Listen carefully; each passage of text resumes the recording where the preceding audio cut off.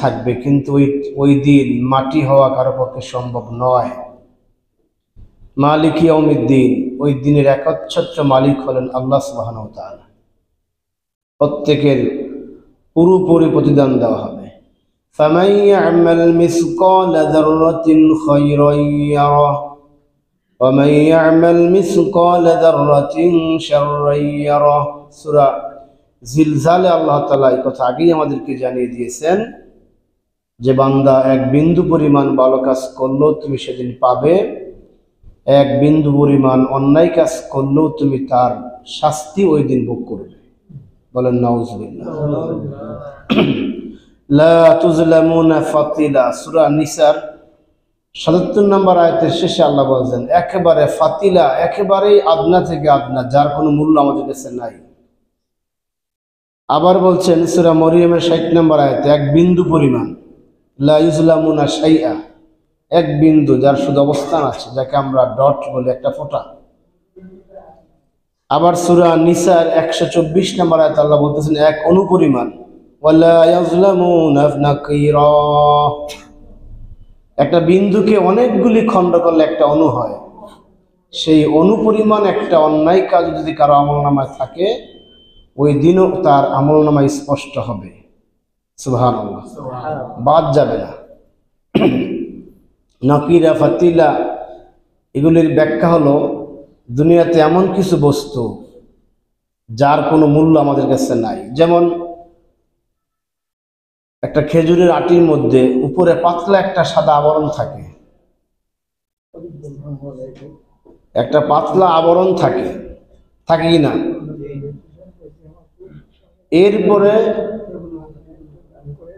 বাদামের বীজের উপরে একটা খয়েরি কালার একটি পাতলা আবরণ থাকে, থাকে নেই? আরে ভাই, এটা চিনি সবাই, আপনি নদী তাকান কেন? ডেলি আসে। তো একটা বাদামের বীজের উপরে একটা পাতলা একটি খয়েরি কালার আবরণ থাকে, থাকে নেই? কি বললাম? বাদামের পাতলা আবরণ আর খেজুরের বীজের উপরে একটা পাতলা আবরণ, আর ডিম ছোলার পর শক্ত অংশের নিচে আরেকটা পর্দা থাকে, যেরকমটা লিচুর মধ্যে পাওয়া যায়। এগুলো খেয়াল করবে, এগুলাতে কোরআনে বলা হয় নাকিরা, ফাতিলা, শাইআ। এগুলো আমাদের কাছে কোনো মূল্য নেই, আছে নাকি? খেজুরের সেই বীচির সাদা অংশটুকু যদি একজন ব্যক্তি মনে করেন সে 10 বছর সে জমাইল, 10 বছর জমানোর পর একটা বস্তার মধ্যে সে নিয়ে এই মার্কেটের কোথাও সে বিক্রি করতে নিয়ে আসলো, আপনাকে কিনবেন? কেউ কিনবেন না। কেন কিনবেন না? এটা আমার কাছে আপনার কাছে কোনো মূল্য নাই, অথচ এখানে কিন্তু ওই ব্যক্তির 10 বছরের শ্রম নিহিত আছে, ঠিক কিনা? সে 10 বছরের সে জমিয়েছে, এটাকে বলা হয় আরবিতে নাকিলা অথবা ফাতিরা।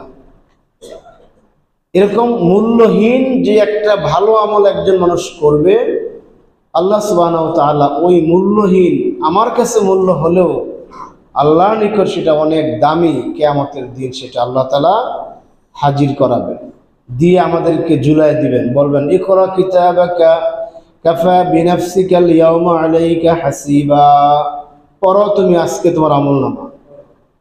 আল্লাহ আদেশ করে প্রত্যেকের হাতে থাকবে আমলনামা, আমলনামা ছাড়া কেউ থাকবে না। দেশের বাহিরে গেলে যেরকম সবার সাথে ভিসা পাসপোর্ট থাকে, গলা ঝুলে রাখতে হয়, অথবা আইডি কার্ড ঝুলে রাখতে হয়। আইডি কার্ড ছাড়া, ঝুলানো ছাড়া কারো কোনো দাম নাই, এটা হারিয়ে গেলে তার উপায় নাই। এরকম ওই দিন প্রত্যেককে আল্লাহ তাআলা আমলনামা দিবেন, দিয়া বলবেন ইকরা কিতাবাকা কাফা বিনাফসিকাল ইয়াউমা আলাইকা হাসিবা, আজকের এই আমলনামাটা তুমি পড়ো। সুবহানাল্লাহ, পড়তে বলবে। আমলনামার ভাষা কি হবে? আরবি, ন বাংলা, ন ইংরেজি অথবা অন্য কোনো ভাষা। কি হবে? আরবি হবে, উচ্চমানের ভাষা হবে। লিখেছেন কারা? ফেরেশতারা। কিরামান কাতিবিনা ইয়ালামুনা মা তাফআলুন, ফেরেশতারা সব লিখেছেন, তারা আরবি ভাষা লিখেছেন। ওইটা দেওয়া হবে, বলা হবে এই আমলনামা নিয়ে কারো কাছে যাওয়ার দরকার হবে না। কাফা বিনাফসিকাল ইয়াউমা আলাইকা হাসিবা, এটা তুমি নিজে আজকে করতে পারবে। সুবহানাল্লাহ, ওই দিন কোনো মূর্খ লোক থাকবে না। সবাই ভাষা বুঝবে, কারণ ভাষা একটাই হবে, আরবি ভাষা হবে। সবাইকে আল্লাহ বলবেন পড়ো তোমার কিতাব, আর এইটা বুঝার জন্য আজকে তুমি যথেষ্ট। দুনিয়াতে তুমি কাগজ বুঝো নাই, ওইটা বুঝার জন্য যারা কাগজ বিশেষজ্ঞ ছিলেন তাদের কাছে আমরা যাই। যত বড় শিক্ষিত আপনি হন না কেন, আপনি মামলা সংক্রান্ত কোনো ঝামেলা হলে আপনাকে যেতে হয় উকিলের কাছে, তা না হলে যাওয়া লাগে ব্যারিস্টারের কাছে, তাও যদি না হয় স্বয়ং জজের কাছে গিয়ে বুঝতে হয়, ঠিক কিনা? আবার ঔষধ সংক্রান্ত কোনো কাগজ হলে আপনি অনলাইনে যত বড় শিক্ষিত হন, এটা এই সাধারণত দোকানদার করে ফার্মাসিস্ট অল্প শিক্ষিত সেও আপনাকে বলতে পারে এই দেখেন এটা এই লিখছে। কিন্তু হাসরের ময়দানে বিষয়টা এরকম হবে না, বিষয়টা হবে সবাই পড়তে পারবে। এই আমল নামা আল্লাহ তাআলা বান্দাকে দিবেন দুই ভাবে। কয় ভাবে? দুই ভাবে। যে সমস্ত বান্দারা সৌভাগ্যশীল জান্নাতি, ওই সমস্ত বান্দাদের আমল নামা আল্লাহ তাআলা দিবেন ডান দিক থেকে। সুবহানাল্লাহ, সামনে এবং ডান দিক, এই ডান দিক থেকে আসবে। فأما من أوتي في كتابه بيمينه فسوف يحاسب حسابا يسيرا। আল্লাহ সূরা ইনশিকাকের 7, 8, 9 নং আয়াতে বলতেছেন, ওই দিন কিছু লোক হবে যারা হবেন সৌভাগ্যবান, যাদের আমল নামা দেওয়া হবে বিয়ামিনিহি, তার ডান দিক থেকে। সুবহানাল্লাহ। ফাসাউফা ইউহাসিবু হিসাবান ইয়াসীরা, এবং যাকে ডান দিকে আমল নামা দেওয়া হবে তার হিসাবটা অনেক অনেক সহজ হয়। বলেন সুবহানাল্লাহ। খুবই সহজ হবে, একেবারেই সহজ। খালি জিজ্ঞেস করা হয় বান্দা এই অন্যায়গুলি তুমি করেছো কিনা, বলবে হ্যাঁ আল্লাহ আমি অন্যায়গুলি করেছি। কেন করেছো? আল্লাহ আমি দুনিয়ার জীবনে আমি শয়তানের ধোকায় পড়ে, নফসের তাড়নায় পড়ে, দুনিয়ার বিভিন্ন বেড়াজালে পড়ে আমি অন্যায় করে ফেলেছি। এরপর বলা হবে তোমার এখন বক্তব্য কি? আমার বক্তব্য হলো তুমি রহমান ছিলে দুনিয়াতে, আর রাহিম হলো তুমি আখিরাতে। তোমার দয়ার দ্বারা আজকে তুমি আমাকে মাফ করে দেবে। সুবহানাল্লাহ। আল্লাহ বলবেন যা, তুমি যখন আমার ব্যাপারে এরকম বিশ্বাস তোমার ছিল, যাও তোমাকে আজকে আমি মাফ করে দেব। বলেন সুবহানাল্লাহ। এটা হলো ডান দিকে আমল নামা আসবে, তখন সে আত্মপক্ষ সমর্থন করবে না, বলবে আল্লাহ তোমার ফায়সালাই আজকে সঠিক ফায়সালা, ওয়াল আমরু ইয়াউমাইযিন লিল্লাহ, তুমি আজকে আমাকে খুশি হয়ে তুমি যা করো তাতেই আমি রাজি। সুতরাং আমার আজকে কোনো বক্তব্য নয়, আমি তোমার জন্য দুনিয়াতে কোনো ভালো কাজ করতে পারিনি। বলেন সুবহানাল্লাহ। এভাবে যখন সে বলবে তখন আল্লাহ তার হিসাব সহজ করে দিবেন। ওয়ায়ানকালিবু ইলা আহলিহি মাসরুরা, তখন সে দৌড়ে তার যে আহাল পরিবার পরিজন যারা জান্নাতি, আরো যারা ডান হাতে আমল নামা পেয়েছে, তারা দৌড়াইয়া হাসতে হাসতে হাস্যোজ্জ্বল চেহারায় তার সামনে আসবে, এসে বলবে দেখো আল্লাহ আমাকে মাফ করে দিয়েছেন, আল্লাহ আমাকে জান্নাতের সার্টিফিকেট দিয়েছেন। বলে সুবহানাল্লাহ। ওজুহু ইয়াওমাইযিন নাঈমা লিসাইহা রাদিয়া ফি জান্নাতিন আলিয়া। সূরা আল গাশিয়াতে আল্লাহ এই কথাগুলি বিস্তারিত বলেছেন। ওই দিন তার চেহারা হবে হাস্যোজ্জ্বল চেহারা হবে, এবং সে আল্লাহ সন্তুষ্টি অর্জন করতে পারবে।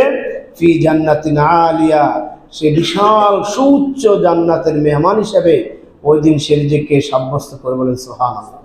সে বেহেশতি হবে। ওয়াজুহু ইয়াওমাইযিন মুসফিরা, অন্য আয়াতে বলতেছেন তার চেহারা হবে উজ্জ্বল চেহারা হবে, একেবারে আলো তার চেহারা থেকে বের হয়। বলেন সুবহানাল্লাহ। নুরানি চেহারা হবে, মানুষ চিনবে যে ওই ব্যক্তির চেহারা জান্নাতি চেহারা। ওই সমস্ত ব্যক্তিরা জান্নাতের টিকিট পেয়েছেন, তারা আজকে জান্নাতে। এটা আপনাকে আমাকে দেখে চিনবো, যাদের আমল নামা আল্লাহ তাআলা ডান হাতে দিবেন। দাহিকাতাম মুস্তাবশিরা, এবং সেটা একেবারেই সহাস্য থাকবে, চেহারা উজ্জ্বল হবে এবং হাসি ভাব থাকবে, তার মধ্যে কোনো কৃষ্ণবর্ণ থাকবে না। এটা হবে যে ব্যক্তিকে আল্লাহ তাআলা সামনের দিক থেকে আমল নামা দিবেন, যে ব্যক্তিকে আল্লাহ তাআলা হিসাবান ইয়াসীরা, সহজ হিসাব দিয়ে যে ব্যক্তিকে আল্লাহ তাআলা জান্নাতের সার্টিফিকেট দিয়ে দিবেন, ওই ব্যক্তির অবস্থা হবে এটা। এটা হলো একটা পর্যায়, সামনের দিকে আমল নামা আসবে। ওই যে আমল নামা আপনাকে আমাকে দিবেন পড়ার জন্য, ওইটার কথা বলতেছি।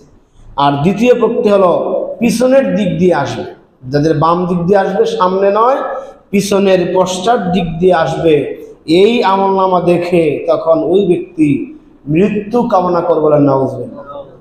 সে মৃত্যু কামনা করবে যে আল্লাহ, আমি এই আমলনামাটা আমার হাতে আসার আগে আমার মরণ হওয়ার দরকার ছিল, এখানে আমি জীবিত থাকার কোনো প্রয়োজন মনে করছিল যে আমলনামা দেওয়া হয়েছে।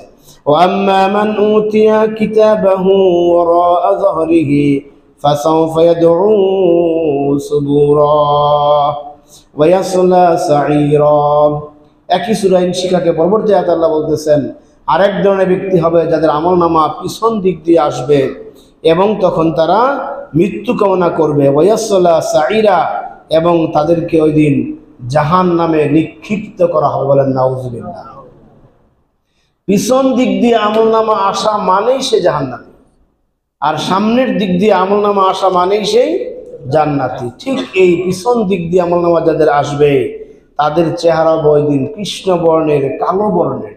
সূরা গাশিয়ার 2 নং আয়াত থেকে আল্লাহ বলতেছেন, উজুহু ইয়াউমাইদিন খাশিয়া, ওই দিন কিছু ব্যক্তির চেহারা হবে একেবারে ভয়ে কাতরাবে চেহারা।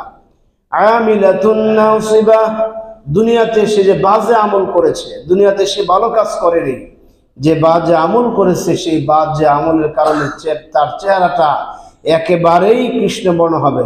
তাসলা নারান হামিয়া, অতঃপর ওই ব্যক্তিকে জাহান্নামে নিক্ষেপ করা হবে, বলেন নাউজুবিল্লাহ। পিছন দিক দিয়ে আমলনামা আসলো, চেহারা কৃষ্ণবর্ণ হলো, চেহারা কালো বর্ণ হলো, চেহারার মধ্যে ভয় ভীতির ছাপ হলো, আর ওই ব্যক্তিকে আল্লাহ তাআলা জাহান্নামে দিবেন। সূরা ইনশিকাকে আরো বলতেছেন, ওয়াজুহু ইয়াউমাইদিন আলাইহা গাবারা, ওই দিন চেহারা হবে একবারে কালো বর্ণের। শুধু কালো বর্ণ নয়, তারহাকুহা ফাতারা, তার চেহারার মধ্যে বালু ধুলা ময়লা একদম চিকচিক করে, বলেন নাউজুবিল্লাহ। এক তো কালো চেহারা, এক তো পুরো চেহারাই কালো, আবার সেই চেহারার মধ্যে এত ধুলা থাকবে, ধুলায় মলিন চেহারা থাকবে, তার আসল রংটা, দুনিয়ার রংটা তার দেখা যাবে না। দুনিয়ার জীবনে সে সাদা চামড়ার অধিকারী ছিল, অনেক সুন্দর চেহারা ছিল, হাসরের ময়দানে আমরা দেখব দুনিয়ার চেহারা তার আর নাই। ওই আকার আকৃতি আছে, তাকে দেখে চিনা যাবে সে অমুক ব্যক্তি ছিলেন, কিন্তু আমিলাতুন নাসিবা, এই অন্যায় আমলের কারণে চেহারাটা এমন কালো হবে, সেই কালোর মধ্যে হবে আবার সেই ধুলা ময়লা। উলাইকা হুমুল কাফারাতুল ফাজারা, শেষ পর্যন্ত ওই পাপিষ্ঠ ব্যক্তিকে আল্লাহ তাআলা জাহান্নামে দিবেন, যেহেতু সে দুনিয়াতে পাপ করেছিল এবং কুফরি করেছিল, বলেন নাউজুবিল্লাহ। এখানে কাফের, মুশরিক, মুসলমান সবাই অন্তর্ভুক্ত, যারা আমিলাতুন নাসিবা করবে, খারাপ আমল করবে, অন্যায় আমল করবে, বাজে আমল করবে। এই পরে এই ব্যক্তিরা যখন বুঝবে আজকে আর উপায় নাই, আজকে আমাদেরকে জাহান্নামে যাওয়া লাগবেই, যেহেতু আমাদের আমলনামা পিছন দিক দিয়ে এসেছে, চেহারার বর্ণ চেঞ্জ হয়ে গেছে, চেহারার মধ্যে সে বালুর স্তূপ পড়েছে, আজকে আমাদেরকে জাহান্নামে যাওয়াই লাগবে। তখন তারা ভয়ে ভয়ে কথা বলবে, একেবারে ভয়ে কাঁপতে থাকবে, বলবে, ওয়াউদিয়াল কিতাবু ফাতারাল মুজরিমিনা মুশফিকিনা ফি মিম্মা ফিহি ইয়াকুলু ইয়া ওয়াইলাতানা মা লিহাযাল কিতাবি লা ইউগাদিরু সাগীরাতাও ওয়ালা কাবীরা ইল্লা আহসাহা।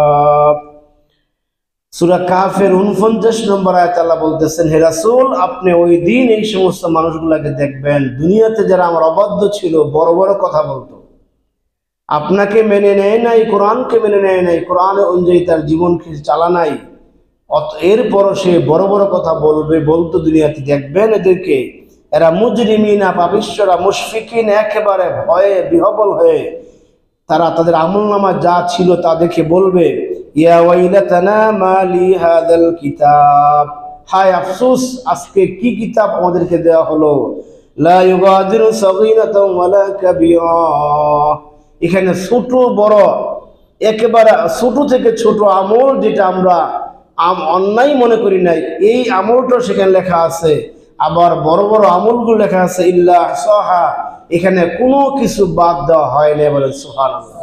তখন তারা এই কথা বলবে। এবার এই হিসাবের তালিকা যখন তারা দেখবে, তখন তারা শুধু কাগজ দেওয়া হবে না, কাগজের সাথে এই ব্যক্তির যত আমলনামা করেছিল দুনিয়াতে সেই আমলগুলিও তার সামনে স্তূপ আকারে হাজির করা হবে। নাউযুবিল্লাহ। যে বদ আমলগুলি করেছিল, বদ আমল হোক আর ভালো আমল হোক, সবগুলি হাজির করা হবে। ইয়াউমা তাজিদু কুল্লু নাফসিন মা আমিলাত মিন খায়রিন মুহদারা ওয়া মা আমিলাত মিন সু। আল্লাহ বলতেছেন সূরা আল ইমরানের 30 নম্বর আয়াতে যে দুনিয়াতে তোমরা যে ভালো আমল করেছো অথবা যে মন্দ আমল করেছো, কিয়ামতের দিন আল্লাহ তাআলা তোমার এই সমস্ত ভালো আমল ডান দিকে থাকবে আর মন্দ আমলগুলি বাম দিকে থাকবে। ভালো আমল যেরকম প্রদর্শন করা হবে, মন্দ আমলগুলি প্রদর্শন করা হবে। শুধুমাত্র কাগজ থাকবে না, কাগজ তো সাথে সাথে থাকবেই, পাশাপাশি সেই আমলগুলো থাকবে। ওয়াজাদু মা আমিলু হাদিরা ওয়ালা ইযলিমু রাব্বুকা আহাদা। সমস্ত আমল তোমার সামনে দেওয়া হবে, তোমার ব্যাপারে কোনো জুলুম করা হবে না। রাস্তায় হাঁটতেছো, একটা মানুষ সেই ব্যাগটা ভারী, সে আংলাইতে পারতেছে না, তুমি আংলাই দিয়েছো, সওয়াবের নিয়তে করো নাই, আল্লাহ তাআলা এই সওয়াবটাও তোমাকে দিবেন। সুবহানাল্লাহ। আবার রাস্তা হাঁটতেছো, একটা মানুষ হঠাৎ করে, বৃদ্ধ মানুষ তোমার গাড়ির সামনে দৌড় দিতে শুরু করেছিল, তুমি গাড়ি ব্রেক করে তাকে একটা বকা দিলা, এটাও তোমার আমলনামায় উঠা যাবে। অথচ তুমি মনে করো না এটা গুনাহ হয়েছে, তুমি মনে করছো তার দোষ, এই জন্য তুমি তাকে একটু ধমক দিলা, কিন্তু এই যে একটা অন্যায়, সেটাও আল্লাহ তাআলা ওই দিন একবারে সামনে নিয়ে আসবে। আপনি যেরকম মনে করেন গাউসিয়া থেকে আপনি মালামাল ক্রয় করে এই কুরিয়ারের মাধ্যমে পাঠালেন, চিটাং পাঠাইলেন, সাথে মাল দিলেন, সাথে কি দিলেন, মেমো দিলেন, একটা মেমো রাইখা দিলেন, একটা মেমো সাথে দিয়ে দিলেন। যখন এখানে মাল যারা রিসিভ করবে তারা মেমো সহ মাল রিসিভ করবে, ঠিক কিনা? ব্যতিক্রম কিন্তু সাধারণত হয় না। আপনি চীন থেকে মাল কিনে নিয়ে আসছেন, আপনি সেটা শিপে তুলে দিয়ে আসছেন, 2 মাস পরে আসবে, আপনি চলে আসছেন, আসার পরে ওই যে মেমো কোম্পানি দিছে, মালের সাথেও মেমো আছে, আপনার সাথে মেমো আছে, এবার মালও সামনে হাজির, মেমো হাজির, এবার তুমি তোমার মাল বুঝে নাও, বলে সুবহানাল্লাহ। এই সব কিছু দেখে দেখে মানুষ সব কিছু দেখবে। ইয়াউমা তা'তি কুল্লু নাফসিন তুজাদিলু আন নাফসিহা, যখন দেখবে তার সামনে মালগুলি আছে, তখন ওই পাপিষ্ঠরা বলবে এই আমল আমি করি নাই, বলেন নাউযুবিল্লাহ। এই আমল আমি করি নাই, এটা আমার নয়, এই আমল নামাগুলি আমার নয়। অর্থাৎ এই বিতর্ক করার উদ্দেশ্য কি? এই যে আল্লাহ বললেন সূরা আল নাহলের 111 নং আয়াত, যেখান থেকে আমরা কথা বলতেছি যে ওই দিন বিতর্ক করবে, যে ব্যক্তির হিসাব সহজ হবে সে ব্যক্তি সব স্বীকার করে যে আল্লাহ এই সমস্ত আমি অন্যায় করেছি, যেটি একটু আগে বললাম, তাকে তো আল্লাহ পার করে দিলেন, সে জান্নাতে চলে গেল। আর এই জাহান্নামীরা একটু সময় ক্ষেপণ করবে, সে জানে তার আজকে বাঁচার পথ নাই, আজকে তাকে মরতেই হবে, আজকে থেকে জাহান্নামে যেতেই হবে, যেহেতু তাকে আল্লাহ ধরে ফেলেছেন, তার বাঁচার কোনো কি নাই, সুযোগ নাই। সে একটু সময় ক্ষেপণ করবে। তার চিন্তা হলো দুনিয়াতে অনেক কথা বলেছি, অনেক বেশি কথা বলেছি, আজকেও যদি কিছু কথা বেশি বলে আধা ঘন্টা 40 মিনিট 1 ঘন্টা পরে জাহান্নামে যাই, তাহলে অন্তত 1 ঘন্টা একটু আরামে থাকলাম, কি বলেন? জাহান্নামের আযাবের তুলনায় 1 ঘন্টা একটু রিল্যাক্স ফিল করলাম। এজন্য এই ব্যক্তি প্রথম বলবে যে আল্লাহ এই আমলনামা আমার নয়, যে আমলনামা দিলেন, মাল দিলেন, কয় না এটা নেই, আমি করি নাই। এবার আল্লাহ তাআলা বলবেন ঠিক আছে, তুমি যখন এই আমলনামা করো নাই, আল্লাহ তাআলা 3 ভাবে যাচাই করবেন। সুবহানাল্লাহ। এই আমলনামা যে তোমার, এটা কোনো সন্দেহ নাই, যাচাই করবেন কয় ভাবে? 3 ভাবে। আপনি মালগুলা পাঠাইছেন, এই মালগুলা যখন আপনি মেমো করেছেন, তখন ওই কোম্পানির অনলাইনে অথবা অফলাইনে অথবা তার হার্ড কপি তার কাছে কিন্তু আরেকটা প্রমাণ থাকেনি। মেয়ের একটা কার্বন কপি, যেটা আগের দিনের ভাষা, এখনকার ভাষা হলো আপনার একটা হার্ড কপি তারা রেখে দেয়, অথবা একটা অনলাইন কপি যাতে সফটওয়্যার থাকে। এখন আল্লাহ বলবেন ঠিক আছে, ফেরেশতাকে বলা হবেন এই ব্যক্তির সফটওয়্যার যে কপিটা আছে সেটা নিয়ে আসা, বলে সুবহানাল্লাহ। একটা কিন্তু আগে আছে হাতে, একটা হাতে আছে। এবার আল্লাহ তাআলা বলতেছেন সূরা বনী ইসরাঈলে, ওয়া কুল্লু ইনসানিন আলজামনাহু তাইরাহু ফি উনুকিহি, আল্লাহ বলতেছেন আমি প্রত্যেকটা মানুষের আমলনামা তার এই গলার ভিতরে একটা মেমরি কার্ড আছে, বলেন সুবহানাল্লাহ। এইখানে ফি উনুকিহি, তার গলার মধ্যে একটা মেমরি কার্ড আছে, ওয়া আলজামনাহু, সেখানে আমি প্রত্যেকের আমলনামা একটা কপি সেখানে একটা কপি আমি রেখে দিয়েছি, বলেন সুবহানাল্লাহ। যখন বান্দা অস্বীকার করবে আল্লাহ বলেন অনুখরিজু লাহু ইয়াউমাল কিয়ামাতি কিতাবান ইয়ালকাহু মানসুরা, সেখান থেকে অনুখরিজন বের করে নিয়ে আসা, সেখান থেকে ফেরেশতারা তাদের মাধ্যমে আল্লাহ তাআলা একটা প্রিন্ট করে বের করে তার হাতে দিবেন, বলবেন এবার তুমি মিলিয়ে দেখো এই তোমার মাল তোমার হাতে আগে দেওয়া, যেটা ফেরেশতারা তোমার জান কবজ করার সময় ফেরেশতারা ওয়ায়ারুদ্দুনা ইলা জাআলিমিল গায়বি ফায়ুনাব্বিউকুম বিমা কুনতুম তা'মালুন, যে সূরা জুমাতে আল্লাহ বলতেছেন ফেরেশতারা যখন তোমার জান কবজ করে নিয়ে আসছিল তখন তোমার রূহটা নিয়ে গেছিল সিজ্জিনে, আর তোমার আমলনামাটা আমার কাছে জমা দিয়েছিল, বলে সুবহানাল্লাহ। ওইটা তোমার কাছে দিলাম আর এই প্রিন্ট কই বার করলাম, তুমি মিলাও। এবার সে মিলাই দেখবে ওই কপির সাথে এই কপির কোনো গড় মিল নাই, বলেন সুবহানাল্লাহ। গড় মিল কি থাকবে? থাকবে। একই তো কপি, একই কপি, গড় মিল থাকার কোনো সুযোগ নাই। এরপরে আল্লাহ বলবেন ইকরা কিতাবাকা, এবার যে মিলাও, এবার পড়ো, এবার দুইটা মিলিয়ে দেখো কি অবস্থা। তখনও সেই ব্যক্তি তখন অস্বীকার করবে, নাউযুবিল্লাহ, বলবে না আল্লাহ তাআলা একই দেখতেছি, এই কপি একই, এক কপি, ওই এগুলো আমার না। এবার আল্লাহ তাআলা দ্বিতীয়বার যে তাকে প্রমাণ দিবেন, দ্বিতীয় প্রমাণ দিবেন, তুমি যখন মাল বুকিং দিয়েছিলা দেখো বাম পাশে ক্রেতার স্বাক্ষর একটা অপশন থাকে, আছে কিনা? এই বাম পাশে তুমি স্বাক্ষর করছো আর ডান পাশে বিক্রেতার স্বাক্ষর। তোমার এই আমলনামার নিচে দেখো প্রত্যেকটা পৃষ্ঠায় পৃষ্ঠায় তোমার এই 10টা আঙ্গুলের ফিঙ্গার সাইন আছে, বলেন সুবহানাল্লাহ। এই ফিঙ্গার সাইন এখানে আছে, তুমি মিলাও দেখো। তুমি ডান পাশে কিরামান কাতিবিন, সম্মানিত দুজন লেখক ছিলেন যারা তোমাদের মতো মানবীয় দুর্বলতার মধ্যে তারা ছিলেন না, সুবহানাল্লাহ। তাদেরকে আল্লাহ বলেন কিরামান কাতিবিন, সম্মানিত যারা, তোমরা ভুলে যাও তারা ভুলে যায় না, তোমরা ঘুষ খাও তারা ঘুষ খায় না, তোমরা দুর্নীতি করো তারা দুর্নীতি করে না, তোমরা ঘুমাও তারা ঘুমায় না, অর্থাৎ 24 ঘন্টায় তুমি যে আমল করেছো তারা সব লিখে দিয়ে ডান পাশে তাদের স্বাক্ষর আর বাম পাশের প্রত্যেকটা পেজের নিচে তোমার এই ফিঙ্গার সাইন রয়েছে, বলে সুবহানাল্লাহ। এই ফিঙ্গার সাইনগুলি এমন একটা বিষয়, কিয়ামত পর্যন্ত আদম আলাইহিস সালাম থেকে কিয়ামত পর্যন্ত যত মানুষ আসবে এই কারো ফিঙ্গার সাইন মিলবে না, ঠিক কিনা? এটা এখন প্রমাণিত। জিহ্বার মধ্যে আল্লাহ যে টেস্ট টিউব বাল্ব দিয়েছেন, পৃথিবীর সমস্ত মানুষের জিহ্বার একরকম স্বাদ না। একরকম স্বাদ কি? একরকম স্বাদ না। একটি খাবার আপনি কত মজা করে খান, আরেকজনের কাছে একবারে মোটে ভালো লাগে না। পৃথিবীর কারো জিহ্বার সাথে কারো জিহ্বা মিলবে না। চোখের যে জ্যোতি, চোখের যে মণি, এইটা কারোর সাথে কারোটা মিলবে না। যদি মিলে তাহলে আমার এনআইডি কার্ড আপনি সাহস থাকলে তুলে নিয়ে আসেন, দেখি পারেন কিনা। পারবেন? আমার যে ফিঙ্গার যে সিম কিনা আছে এই সিম কি আপনি পারবেন তুলতে? কিয়ামত পর্যন্ত আপনি পারবেন না।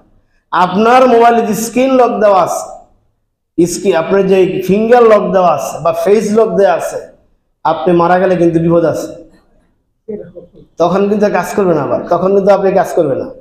একটা মানুষ মনে করেন তার এই ফিঙ্গারপ্রিন্ট মোবাইলে দেওয়া আছে, সে যদি মারা যায় তখন তাই সে কাজ করবে না, রক্ত বন্ধ হয়ে গেছে, এখন কাজ করবে না সে। আল্লাহু আকবার। আল্লাহ কত বিজ্ঞান এখানে দিয়েছে। এই আয়াত গবেষণা করে যখন আল্লাহ বললেন যে তোমার এই হাতে তোমার আমলনামার নিচে দেখো ফিঙ্গার সাইন আছে, তখন বিজ্ঞান চিন্তা করলেন তাহলে আমরা একটু দেখি তো গবেষণা করে সারা পৃথিবীর মানুষের ফিঙ্গার সাইন মিলে কিনা। দেখে না, আসলেই তো মিলে না, সুবহানাল্লাহ।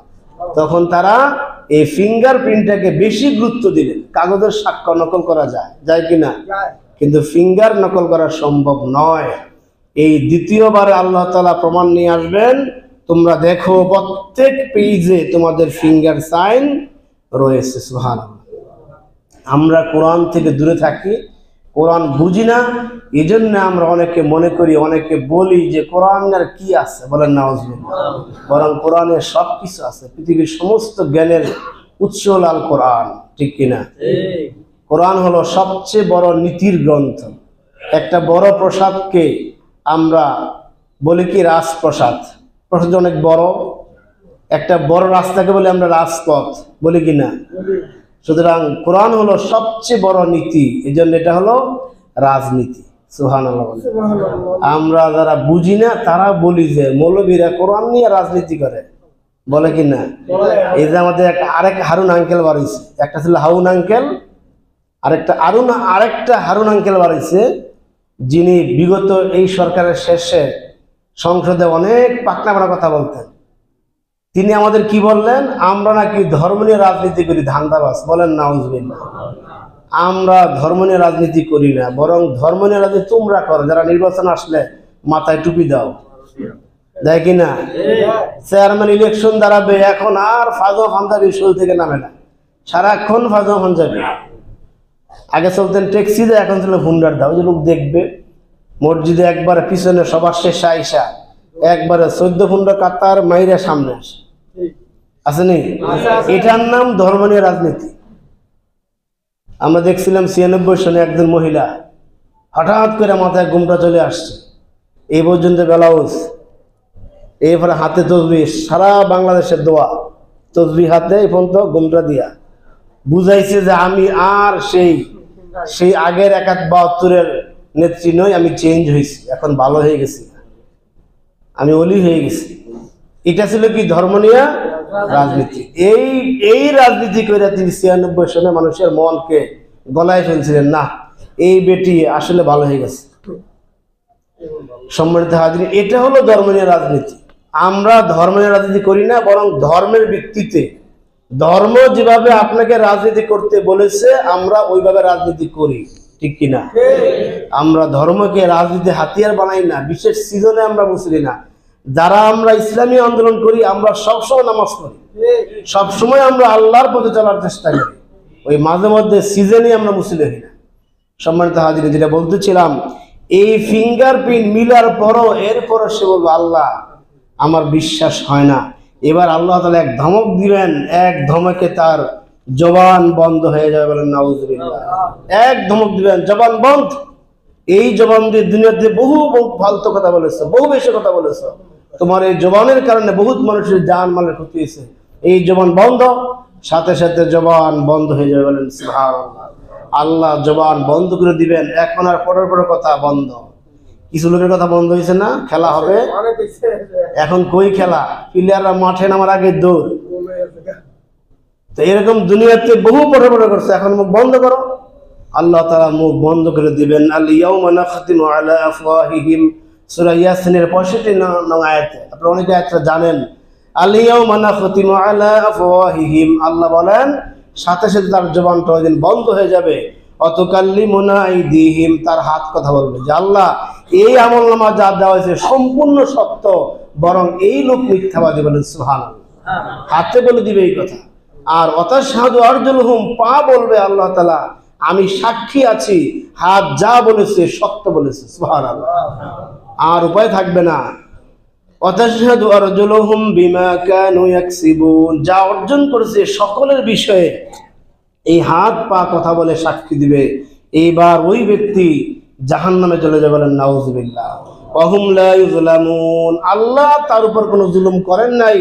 ওয়ালাকিন কানু আনফুসাহুম ইয়াজলিমুন, বরং এই ব্যক্তি সারা জীবন অবাধ্য করতে করতে করতে করতে নিজের উপর সে জুলুম করেছে, সে নিজেই জালেম। আল্লাহ কার মতো জুলুম করেন না। আল্লাহ হলেন রহমান এবং রাহিম, তিনি জালেম নন, তিনি জুলুম করেন না, বরং আমরা অন্যায় করতে করতে জুলুম করতে করতে আমরা জালেম হয়ে যাই। একটা পাপ আপনি করলেন, আপনার আত্মার উপর আপনি একটা জুলুম করলেন, জালেম হয়ে গেলেন। আদম আলাইহিস সালাম কি কারো মাথায় বাড়ি দিয়েছিলেন? না। কারো জমি দখল করেছিলেন? না। কারো কোনো ক্ষতি করেন নাই। তারপর তিনি বললেন কি? রব্বানা যালামনা আনফুসানা ওয়া ইল্লাম তাগফির লানা ওয়া তারহামনা লানাকুনান্না মিনাল খাসিরিন। এই দোয়া করলেন, রব্বানা যালামনা আনফুসানা, আল্লাহ আমি এবং আমার স্ত্রী দুইজনই আমরা জুলুম করেছি। কি জুলুম করেছি? আপনার একটা বিশাল হুকুম ছিল, ওয়ালা তাকরাবা হাযিহি শাজারা, ওই গাছের কাছে যেও না। ওই গাছের কাছে আমরা গিয়েছিলাম, অর্থাৎ একটা অন্যায় করেছিলাম। আমি একটা অন্যায় করলাম, আমার উপর জুলুম করলাম। আল্লাহ বললেন এই মানুষগুলি দুনিয়াতে আমার অবাধ্য হতে হতে হতে হতে এমন একটা পর্যায়ে চলে গেছে যে আমি তার উপর কোনো জুলুম করি নাই, বরং সে নিজেই জুলুম করে ফেলেছে। বলেন নাউজুবিল্লাহ। সম্মানিত হাজিরিন, আমরা আল্লাহর নিকট দোয়া করি আল্লাহ তাআলা যেন কিয়ামতের দিন আমাদেরকে হিসাবাই ইয়াসিরা, সহজ হিসাব দান করেন। বলেন আমিন। আমাদের আমলনামা যেন আল্লাহ তাআলা ডান হাত দিয়ে সামনের দিক দিয়ে দেন, তাহলে আমরা আমাদের জীবনটা সার্থক হবে। নতুবা সেই কাফের মুশরিকদের মতো যদি আমাদের আমলনামা আল্লাহ তাআলা পিছন দিক দিয়ে দেন, আমাদের ওই দিন রক্ষা করার মতো আর কেউ থাকবে না। ওই দিন কেউ কারো সামান্যতম কোনো কাজে আসবে না। ওয়ালা তাজজি নাফসুন আন নাফসিন শাইআ, একজন মানুষ আরেকজন মানুষের সামান্য, শাইউন শব্দের অর্থ হলো এক বিন্দু পরিমাণ, এক বিন্দু পরিমাণ কোনো কাজ কোনো কাজে কারো আসবে না। কেউ তো কারো পরিচয় দিবে না, উপকার তো দূরের কথা, কোনো পরিচয় ওই দিন কেউ দিবে না। এই জন্য আসুন আমরা দুনিয়ার জীবনটাকে এমনভাবে সাজিয়ে নেই, কোরআন ও হাদিসের আলোকে জীবনটাকে আমরা এমনভাবে পরিচালনা করি যাতে করে আমাদের হিসাবটা হিসাবা ইয়াসিরা হয়। আমিন। 112 নম্বর আয়াত। এই আয়াতে আল্লাহ তাআলার বিধান যদি আমরা মানি তাহলে আল্লাহর পক্ষ থেকে নিরাপত্তার গ্যারান্টি আছে। যে নিরাপত্তাটা আল্লাহ তাআলা মক্কার কুরাইশদেরকে আল্লাহ দিয়েছিলেন। আবার আল্লাহর বিধান যখন অমান্য করবে আল্লাহ তাআলা আবার সেই শান্তির পরিবর্তে শাস্তি দিবেন, গজব দিবেন, বিভিন্ন প্রকার অসম্মানিত করে আল্লাহ থেকে দুনিয়া থেকে বিদায় করবেন, যেটা মক্কার কুরাইশদেরকে আল্লাহ করেছিলেন। আল্লাহ বলতেছেন একটা উদাহরণ দিয়া, ওয়াদারাবাল্লাহু মাসালান কারিয়াতান কানাত আমিনাতান মুতমাইন্নাহ ইয়াতিহা রিজকুহা রাগাদাম মিন কুল্লি মাকান। একটা জনপদের উদাহরণ দিচ্ছেন আল্লাহ তাআলা। ওয়াদারাবাল্লাহু মাসালা কারিয়াতান, একটা জনপদের উদাহরণ। সেটা কি হলো? যে কানাত আমিনাতাম মুতমাইন্না ইয়াতিহা রিজকুহা রাগাদাম মিন কুল্লি মাকান, যে জনপদটা ছিল এমন, যেই জনপদটা থেকে, যেই জনপদটার মধ্যে পৃথিবীর বিভিন্ন দেশ থেকে সব সময় কন্টিনিউ সেখানে বিভিন্ন ধরনের রিজিক ফলমূল আসতো, যার ফলে সেই সমস্ত জনপদের মানুষগুলি নিশ্চিন্ত ছিল, এদের কোনো প্রকার ভাবনা, কোনো প্রকার চিন্তা ছিল না। সুবহানাল্লাহ।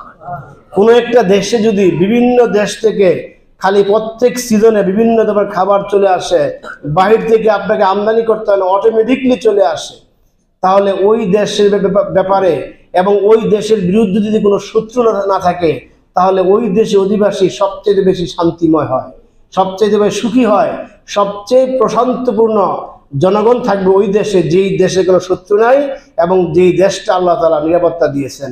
এই দেশটার উদাহরণ দিচ্ছেন আল্লাহ তাআলা মক্কা নগরী। বলেন সুবহানাল্লাহ। যে হাজার হাজার পয়গম্বরের দোয়ার বদৌলতে, বিশেষ করে ইব্রাহিম আলাইহিস সালামের দোয়ার বদৌলতে ইসমাইল আলাইহিস সালাম এই মক্কার অধিবাসী স্থাপতি হওয়ার কারণে, এরপরে সেখানে বাইতুল্লাহ কাবাঘর থাকার কারণে মক্কাবাসী ছিলেন পৃথিবীর সবচাইতে সম্মানিত জাতি এবং সবচাইতে নিরাপত্তার জাতি। বলেন সুবহানাল্লাহ। বাহিরে সব জায়গায় ঝগড়া বিবাদ হইতেছে, মারামারি যুদ্ধ হইতেছে, কিন্তু মক্কার মধ্যে কুরাইশ বংশে আল্লাহ তাআলার ঘর কাবা থাকার কারণে এবং এই বসতিটা নবীপুত্র ইসমাইল আলাইহিস সালামের মাধ্যমে হওয়ার কারণে এখানে আল্লাহ তাআলা এমন একটা শান্তি দিলেন। শুধু তাই নয়, শুধু শান্তিই নয়, বরং বিভিন্ন দেশ থেকে এইখানে অটোমেটিকলি বিভিন্ন প্রকার ফল মূল পশু আসতো। বলেন সুবহানাল্লাহ। এখন পর্যন্ত সেখানে পৃথিবীর সবচেয়ে দামি দামি ফলগুলো পাওয়া যায় সেই মক্কা মদিনাতে। পাওয়া যায় কিনা? পাওয়া যায়। কেন? ইব্রাহিম আলাইহিস সালাম দোয়া করেছিলেন, ওয়ারযুক আহলাহু মিনাস সামারাত, হে আল্লাহ কিয়ামত পর্যন্ত এই আহল যারা হবে কাবার, এদেরকে আপনি তাআলা ফল দ্বারা রিজিকের ব্যবস্থা করেন। এই রিজিকটা আল্লাহ তাআলা এই দোয়াটা কবুল করে বললেন যে কানাত আমিনাতান মুতমাইন্না ইয়াতিহা রিজকুহা রাগাদাম মিন কুল্লি মাকান। প্রত্যেক দিন সেখান থেকে, সেই দেশে বিভিন্ন এলাকা থেকে এই ফল ফলাদি আসতেছে, যার ফলে কুরাইশবাসীরা নিরাপত্তা হয়ে গেছে, সুখী জাতি হয়েছিল। এদের সুখীর বহিঃপ্রকাশ ছিল, এরা শীত এবং গ্রীষ্মকালে এরা কোনো কাজ করতো না, সমস্ত কাজকে বাদ দিয়া তারা শুধু ভ্রমণ করতো আর ঘুরে ফিরে খাইতে। বলেন সুবহানাল্লাহ। লিইলাফি কুরাইশ ইলাফিহিম রিহলাতাশ শিতাই ওয়াস সাইফ। আল্লাহ তাআলা প্রথম প্রশ্ন করলেন যে এই কুরাইশদের এই যে এত ভ্রমণের প্রতি এত আসক্ত কেন? এরা শীতকালে এরা ভ্রমণ করে এবং গরমকালেও তারা ভ্রমণ করে। শীতকালে তারা ভ্রমণ করে ইয়েমেন দেশে ভ্রমণ করত, যেটা গরমের দেশ, যে দেশে তুলনামূলক গরম বেশি। শীত যখন আসতো আরব কান্ট্রিতে তখন তারা সবাই যেতেন ইয়েমেনে। আবার যখন গরমকাল আসতো, আরবে গরম, তখন শীত প্রধান দেশ ছিল আপনার সিরিয়া, তারা সেখানে ভ্রমণ করতেন। মানুষ ভ্রমণ করে সাধারণত দুই কারণে, একটা হলো অতি শৌখিন মানুষরা দেখার জন্য, ঘোরাফেরার জন্য, মানসিক তৃপ্তি পাওয়ার জন্য সফর করে, দূরে যায়, ব্যাংকক যায়, থাইল্যান্ড যায়, দুবাই যায়, কক্সবাজার যায়। আবার আরেক কারণ হলো ব্যবসায়িক কাজে যায়। এই দুই কারণেই সাধারণত মানুষ সফর করতেন। সেই কুরাইশবাসীরা এই দুই কারণে তারা সফর করতেন। এই সফর করার পর, এই সফর যখন তারা করতেন, সমস্ত আরব বিশ্বই বাইতুল্লাহর খাতিরে, কার খাতিরে? বাইতুল্লাহর খাতিরে। আর তাদের এই বংশের স্থপতি হলেন ইসমাইল আলাইহিসসালাম, এই নবীপুত্র ইসমাইল আলাইহিসসালাম। এই দুই কারণে সমস্ত আরব বিশ্বে তাদের একটা এক্সট্রা কদর ছিল, যার ফলে তারা ভ্রমণ করা মজা পাইত। অন্য বহির্বিশ্বের তারা তাদেরকে সম্মান করত, শ্রদ্ধা করত। এইটাকে তারা দীর্ঘদিন ধরে রাখার জন্য, এই আরামটাকে দীর্ঘদিন ধরে রাখার জন্য, এই আধিপত্যটাকে দীর্ঘদিন ধরে রাখার জন্য যখন মুহাম্মদ সাল্লাল্লাহু আলাইহি ওয়াসাল্লাম দ্বীনের দাওয়াত দিলেন, তখন তারা অস্বীকার করলো। বলেন নাউজুবিল্লাহ। এদের মধ্যে একদল বলতে লাগলেন, ওয়াকালু আন্নাত্তাবিউল হুদা মা'কা নুখাত্তাফু মিন আরদিনা। একদল বলতে লাগলেন, আমরা যদি এখন মুহাম্মদ সাল্লাল্লাহু আলাইহি ওয়াসাল্লামের দ্বীনকে গ্রহণ করি, আমাদের সেই কাবার দায়িত্ব ছেড়ে দিয়ে আমরা যদি এখন মুহাম্মদ সাল্লাল্লাহু আলাইহি ওয়াসাল্লামের ধর্মকে গ্রহণ করি, তাহলে কাবার এই কারণে মানুষ আর আমাদেরকে সম্মান দিবে না। বলেন নাউজুবিল্লাহ। তারা বলতেছে, আমরা এখন ইসলাম ধর্ম গ্রহণ করলে বহির্বিশ্ব আমাদেরকে আর ভালো জানবে না, সুতরাং আমরা ইসলাম ধর্ম গ্রহণ করব না। আমরা যে সম্মান পাচ্ছি, যে শান্তি পাচ্ছি, এটাই আমাদের জন্য যথেষ্ট। নতুন করে আমরা ইসলাম ধর্ম গ্রহণ করলে সেই শান্তি আর থাকবে না। এরকম একটা মূর্খ চিন্তা তাদের মধ্যে ছিল। এখনো এরকম একটা মূর্খ চিন্তা আমাদের দেশের জাতির মধ্যে আছে। যদি আমরা আলেমদের সাথে এক হইয়া আলেমদেরকে ক্ষমতায় বসাই, কোরআনের শাসন কায়েম হয়ে যায়, তাহলে আমেরিকা আমাদের সাহায্য করবে না, ভারত আমাদের শত্রু হবে, আমাদের শত্রু হবে, মোসাদ আমাদের শত্রু হবে, বহির্বিশ্ব থেকে আমরা আলাদা হয়ে যাব। এরকম সংকীর্ণ মনে আছে কিনা? এখন আছে। বিশেষ করে এই যে গত সরকার যে 12, 13, 15, 16 বছর ক্ষমতায় ছিল, তারা বহির্বিশ্ব জাতিকে এটা বুঝাতো যে আমরা যদি কোরআনকে মানতে চাই, বেশি আল্লাহ হয়ে যায়, তাহলে আমেরিকা আমাদের সাথে লেনদেন করবে না, চীন ব্যবসা করবে না, অমুক তমুক আমাদের সাথে আসবে না। এদেরকে খুশি করার জন্য ইসলাম ধর্মের আলেম ওলামাদের 12টা বাজায় ছাড়ছে কিনা? খামাখা একটা তুহমত দিচ্ছে, অমুক বিল্ডিং এ জঙ্গি আস্তানা আছে। একবার আগের দিন সকাল থেকে সারাদিন সারা রাত্র যত মিডিয়া আছে, সমস্ত মিডিয়া নিয়ে আইসা, যত এই বাহিনী আছে সরকারের, সমস্ত বাহিনী আইসা পুরা গ্রাম গেরাও, বাড়ি গেরাও কি আছে, ওই বিল্ডিং এ জঙ্গি আস্তানা আছে, সেখান থেকে যে কোনো সময় একটা বিস্ফোরক হয়ে গোটা এলাকা উড়ে যেতে পারে। মানে পাবলিকের মাইন্ডটা অন্যদিকে সেট আপ করে বহির্বিশ্বকে তারা জানাতে এটা পারত যে আমরা উগ্রপন্থী নই, আমরা এই জঙ্গি নই, আমরা ধর্মান্ধ নই, আমরা এইভাবে এই ধর্ম নিরপেক্ষভাবে আমরা আমাদের দেশকে চালাচ্ছি, এরকমটা বুঝাইতো কিনা? সরকারি যে কোনো অনুষ্ঠানে গেলে আমরা যাইতাম, বিভিন্ন কারণে একটা হিন্দুও নাই, সেখানে গীতা পাঠ করাইতো। গীতা পাঠ করার মতো লোকও নাই, যাকে বলতেছে সে ইতস্ত করতেছে।